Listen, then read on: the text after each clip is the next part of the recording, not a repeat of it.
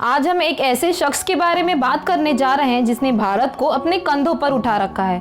जी हाँ, हम बात कर रहे हैं टाटा एंड सन्स कंपनी के मालिक रतन टाटा की। तो आइए ऐसे मशहूर इंसान के बारे में और अधिक जानते हैं। जब रतन टाटा 10 साल के थे और उनके छोटे भाई जिमी 7 साल के थे, जब उनके माता पिता एक दूसरे से अलग हो गए तथा दोनों भाइयों का पालन पोषण उनकी दादी नवजाबाई टाटा ने किया। ये बात सच है कि रतन टाटा अमीर घर से थे, पर इसका मतलब ये नहीं है कि उन्हें परिश्रम नहीं करना पड़ा। अमीर घर से होने के बावजूद रतन टाटा को बहुत सी कठिनाइयों का सामना करना पड़ा। रतन टाटा की प्रारंभिक शिक्षा मुंबई के कैंपियन स्कूल से हुई और माध्यमिक शिक्षा Cathedral and John Connon School से। इसके बाद उन्होंने अपना बीएस वास्तुकला में स्ट्रक्चरल इंजीनियरिंग के साथ कॉर्नेल विश्वविद्यालय में 1962 में पूरा किया तथा उन्होंने हार्वर्ड बिजनेस स्कूल से सन 1975 में एडवांस मैनेजमेंट प्रोग्राम पूरा किया। 29 साल की उम्र में जमशेदजी टाटा ने अपने पिताजी की कंपनी में काम किया। 1870 में 21,000 पूंजी के साथ उन्होंने एक व्यापारिक कंपनी की स्थापना की। इसके अलावा उन्होंने चिंचपोकली में एक दिवालिया तेल मिल खरीदी और इसे अलेक्जेंड्रा मिल के नाम से एक कपास मिल में बदल दिया, जिसे उन्होंने 2 साल बाद मुनाफे के लिए बेच दिया। 1874 में उन्होंने नागपुर में महारानी मिल नाम से एक और कपास मिल स्थापित की।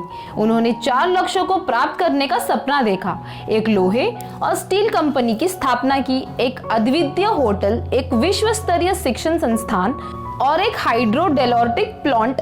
अपने जीवन काल के दौरान 1903 में कोलाबा तट पर स्थित ताजमहल होटल को भारत में बिजली के साथ पहला होटल बनाते हुए खोला गया था। जमशेदजी टाटा के मृत्यु के बाद उनके बड़े बेटे दोराबाजी टाटा 1904 में चेयरमैन बने। दोराबाजी टाटा ने Tata iron and steel company TISCO की स्थापना की, जिसे टाटा स्टील के नाम से जाना जाता है।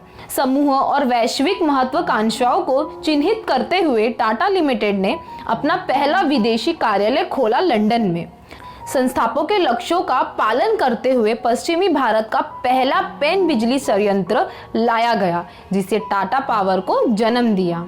कहते हैं कि अक्सर आम लोग अपमान का बदला तत्काल लेते हैं, लेकिन महान लोग उसे अपनी सफलता की सीढ़ी बना लेते हैं। टाटा कंपनी को नई ऊंचाइयों पर पहुंचाने वाले रतन टाटा पर यह कहावत बिल्कुल सटीक बैठती है। टाटा सन्स में 100 से ज्यादा कंपनियां आती हैं। इन कंपनियों में से सुई से लेकर स्टील, चाय से लेकर 5 स्टार होटल तक और नैनो से लेकर हवाई जहाज तक सब कुछ मिलता है। यहाँ हम टाटा ग्रुप के चेयरमैन रतन टाटा की बात कर रहे हैं। यहाँ हम टाटा ग्रुप के चेयरमैन रहे रतन टाटा के जीवन की एक ऐसी कहानी बताने जा रहे हैं जो सभी के लिए प्रेरणादायक है। रतन टाटा की जिंदगी उतार चढ़ावों से भरी रही है। उनका जन्म 28 दिसंबर 1937 को भारत के सूरत शहर में हुआ था। वे टाटा समूह के संस्थापक जमशेदजी टाटा के पोते हैं। रतन टाटा ने आईबीएम की नौकरी ठुकराकर टाटा ग्रुप के साथ अपने करियर की शुरुआत की। साल 1961 में एक कर्मचारी के तौर पर की थी, लेकिन साल 1991 आते आते वे टाटा ग्रुप के अध्यक्ष बन गए। 2012 में वह रिटायर हो गए। रतन टाटा ने अपने 21 साल के राज में कंपनी को शिखर पर पहुंचा दिया। कंपनी की वैल्यू 50 गुना बढ़ा दी। साल 1998 में टाटा मोटर्स ने अपनी पहली पैसेंजर कार इंडिका बाजार में उतारी। यह रतन टाटा जी का ड्रीम प्रोजेक्ट था, जिसके लिए उन्होंने जी तोड़ मेहनत की थी, पर उतना सफल नहीं हो पाया जितना उन्होंने सोचा था।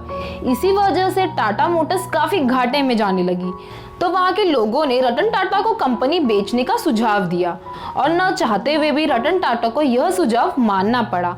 इसके बाद वो अपनी कंपनी बेचने के लिए अमेरिका की कंपनी फोर्ड के पास गए। रतन टाटा और फोर्ड कंपनी के मालिक बिल फोर्ड के बीच काफी बातचीत हुई और इस दौरान रतन टाटा को बिल फोर्ड का व्यवहार पसंद नहीं आया। बिल फोर्ड ने रतन टाटा से कहा कि हम आपकी कंपनी खरीद कर आप पर एहसान कर रहे हैं। यह बात रतन टाटा को बहुत बुरी लगी और उन्होंने कंपनी बेचने का प्लान कैंसिल कर दिया। सफलता सबसे अच्छा बदला है, यह बात आपने भी कई बार सुनी होगी, लेकिन बहुत कम ही लोग ऐसे होते हैं जो अपनी सफलता से अपने अपमान का बदला ले पाते हैं। ऐसे ही थे रतन टाटा, जिन्होंने सफलता का रास्ता चुना अपने अपमान का बदला लेने के लिए।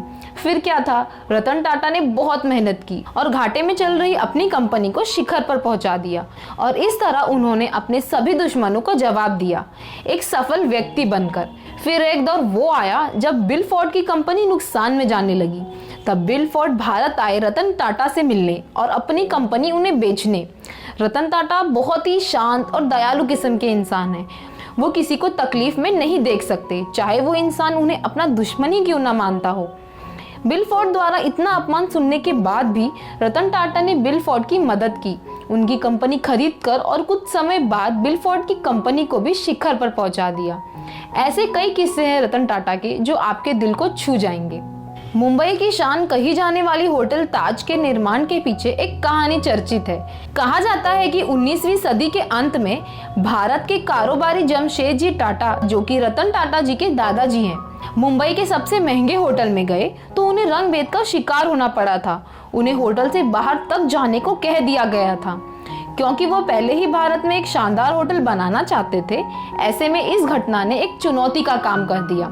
फिर क्या था, जमशेदजी टाटा ने ठान लिया कि अब वो भी एक शानदार होटल बनाएंगे जो सिर्फ भारतीयों के लिए होगा, और आज वही होटल मुंबई की शान है जिसे हम ताज के नाम से जानते हैं।